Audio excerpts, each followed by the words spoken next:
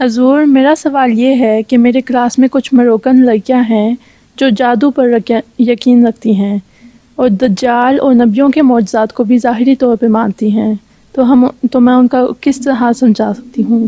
بات یہ ہے، جادو پہ یقین اگر رکھتی ہیں تو وہ غلط کرتی ہیں. ان سے کہو جادو کر کے دکھاؤ مجھ پہ تو تمہارا جادو نہیں چلتا. دماغوں میں مولویوں نے ڈال دیا ہوا اتنا زیادہ کہ جادو کوئی چیز ہے اور ہم جادو نکالیں گے. اور عربوں میں خاص طور پہ بڑا ہے، وہ مولوی اپنا پیسہ کمانے کے لیے کہتے ہیں تمہاری لڑکی بیمار ہو گئی، اس کو کوئی ایسی دماغی بیماری ہو گئی یا ڈپریشن میں چلی گئی، تو اس کو جن نکالنے کے لیے یا جادو ختم کرنے کے لیے مار کے اس کا بھرتا نکال دیتے ہیں بیچارے. وہ بعض دفعہ بعض عورتیں مر بھی جاتی ہیں اس طرح. باقی رہ کے نبیوں کے معجزات کیا ہیں؟ نبیوں کے معجزات تو ہوتے ہیں قرآن شریف میں جو لکھے ہیں معجزات، وہ تو معجزات ہیں نا. حضرت موسیٰ نے اپنا سوٹا پھینکا تو وہ سانپ نظر آنے لگ گیا ساروں کو، یا اپنا ہاتھ بغل میں ڈالا تو سفید نظر آنے لگ گیا. ٹھیک ہے، یہ معجزات ہوئے. اللہ تعالیٰ نے اس کو ایسے حالات پیدا کر دیے، آنکھوں کو ایسا بنا دیا کہ لوگوں کی نظر میں یہ ہونے لگ گیا تھا. یہاں دنیا میں بھی لوگ جو عام جادو دکھانے والے تماشے مسمرزم کے ذریعے سے یہ کر دیتے ہیں، لیکن اللہ تعالیٰ کہتا ہے یہ جادو نہیں ہے، یہ معجزہ ہے. ٹھیک ہے. اس کے مقابلے میں جب جادوگر سامنے آئے حضرت موسیٰ کے اور انہوں نے اپنی رسیاں پھینکیں اور وہ لوگوں کے خیال میں سانپ بننے لگے تو حضرت موسیٰ بھی گھبرا گئے. یہ تو اس طرح مسمرزم کر دیا انہوں نے ساروں کے اوپر، سب مسمرائز ہو گئے تھے. تو اللہ تعالیٰ نے کہا یہ جادو ہے، تم اپنا سوٹا پھینکو سب کچھ ختم ہو جائے گا. حضرت موسیٰ نے اپنا سوٹا زمین میں پھینکا تو وہ لوگوں کا جو جادو تھا آنکھوں میں جس طرح مسمرائز کیا تھا ماحول کو، وہ سارا ختم ہو گیا تاثر. تو یہ تو لوگوں کے جادو ہیں. حضرت موسیٰ کے اگر تھا تو اللہ تعالیٰ نے ایک معجزہ دکھایا تھا جو لوگوں کی نظر میں آتا تھا، اس کو کوئی رد نہیں کر سکا تھا. ٹھیک ہے.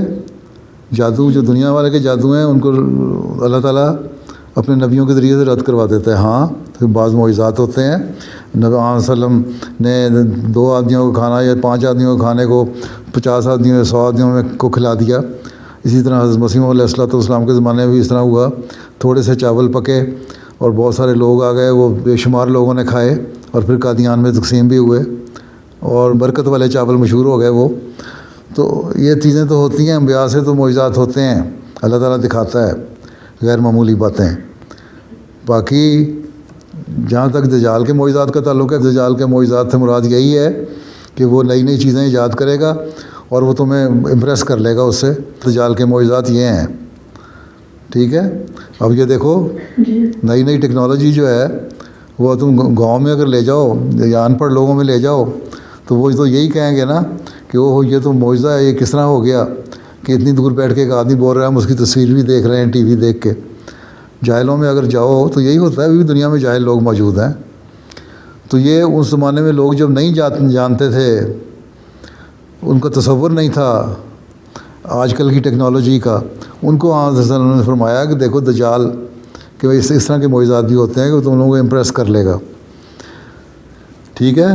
اور بڑی بڑی سواریاں ایجاد کر لے گا، آگ سے چلنے والی ہوں گی، ان کے پیٹ میں آگ ہوگی، ان کے بڑے بڑے کان ہوں گے. یہ ساری باتیں لکھی ہوئی ہیں نا حدیثوں میں. تو اس سے مراد یہی تھی کہ دجال کی ایجادات جو ہیں اور یہ بعض ایسے کام جو تم لوگ آج سمجھتے ہو کہ یہ نہیں ہو سکتے، ایک زمانے میں ہونے لگ جائیں گے. اور اس وقت پھر مسیح موعود بھی آئے گا جو دجال کی مکر ہے، ساری تدبیریں ہیں ان کو رد کرنے والا ہوگا، ان کو ظاہر کرنے والا ہوگا، ان کو دکھانے والا ہوگا. اور وہ ہم کر رہے ہیں، دنیا کو بتا بھی رہے ہیں.